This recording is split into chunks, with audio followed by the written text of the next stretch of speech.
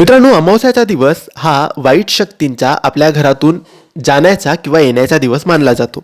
वाईट शक्ती या दिवशी खूप जास्त ताकदवर असतात अशी मान्यता आहे.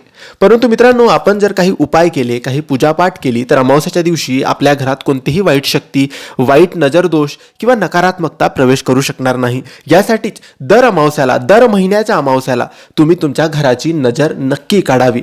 न चुकता दर अमावस्याला ही नजर काढावी. महिलांनी, पुरुषांनी कोणीही ही नजर काढू शकतात. यासाठी पूजेचे नारळ आणावे. त्याला सोलायचं नाही, कारण आपल्याला ते फोडायचं नाहीये.